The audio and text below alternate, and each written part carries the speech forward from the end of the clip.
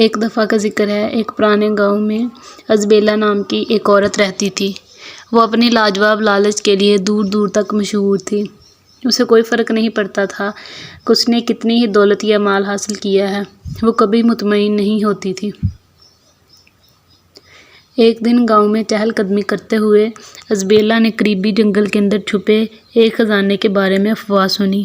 یہ افواہ جنگل میں آگ کی طرح پھیل گئی، جس نے گاؤں والوں میں ایک جنون کو جنم دیا، جو ناقابل تصور دولت کے سحر میں مبتلا تھے۔ لیکن یہ ازبیلا ہی تھی جو خزانے کی تلاش کرنے اور یہ سب اپنے لیے دعویٰ کرنے کے خیال سے بھسم ہو گئی۔ خزانے تک پہنچنے کے لیے سب سے پہلے ہونے کے عزائم کے ساتھ ازبیلا بغیر کسی سوچ کے جنگل کی طرف روانہ ہو گئی۔ اس نے آگے آنے والے خطرات نے اسے اندھا کر دیا۔ جیسے ہی وہ جنگل کی گہرائی میں داخل ہوئی، ازبیلا لکڑی کی ایک چھوٹی جھونپڑی سے ٹھوکر کھا گئی۔ اندر اس کی ملاقات ایک بوڑھی عورت سے ہوئی جو جنگل کی محافظ تھی۔ بوڑھی عورت عقل مند اور مہربان تھی اور اس نے ازبیلا کو اس کے لالچ کے نتائج سے خبردار کیا۔ پیارے بچے، بوڑھی عورت نے نرمی سے کہا، آپ جو خزانہ ڈھونڈ رہی ہیں وہ کسی ایک شخص کے پاس نہیں ہے۔ یہ قدرت کا تحفہ ہے جس کا مقصد پورے گاؤں میں خوشحالی اور ہم آہنگی لانا ہے۔ اگر آپ یہ سب کچھ اپنے لیے لے لیں گی تو اس سے صرف مصیبتیں اور جھگڑے ہوں گے۔ لیکن ازبیلا نے بوڑھی عورت کے الفاظ کا مذاق اڑایا اور اس کی وارننگ کو بکواس قرار دیا۔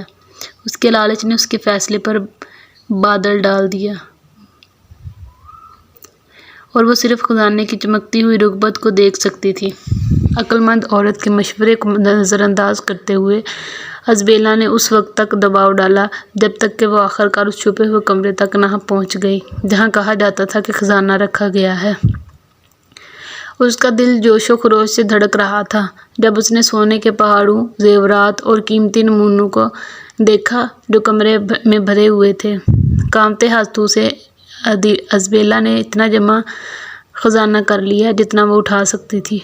لیکن جیسے ہی اس نے کیا، اس کے آس پاس کا جنگل کانپنے لگا اور اس کے پاؤں کے نیچے سے زمین زور زور سے ہل گئی۔ جادوئی مخلوق بیدار ہو گئی۔ اچانک جنگل زندہ ہو گیا اور مخلوق ازبیلا پر بند ہو گئی۔ وہ ان کی شدید اور غضبناک موجودگی سے گھری ہوئی تھی۔ جب اس نے فرار ہونے کی کوشش کی تو اسے احساس ہوا کہ اس کی لالچ نے اسے ایک جال میں پھنسا دیا ہے۔ اب نکلنے کا کوئی راستہ نہیں۔ مایوسی کے اس لمحے میں ازبیلا نے آخر کار اپنے طریقوں کی غلطی کو سمجھا۔ جنگل کے محافظوں نے ان پر کوئی رحم نہ کیا۔ ازبیلا کے نیچے کی زمین نے راستہ دیا اور اسے زمین نے نگل لیا۔ دوبارہ کبھی نہیں دیکھا جائے گا۔ وہ خزانہ جس کی وہ شدت سے تلاش کر رہی تھی اس کے ساتھ ہی غائب ہو گیا، ایک بار پھر دنیا سے چھپ گیا۔ اس دن سے گاؤں والوں نے ازبیلا کے المناک انجام سے ایک قیمتی سبق سیکھا۔ وہ سمجھتے تھے کہ لالچ عقل مندوں کو بھی اندھا کر سکتا ہے۔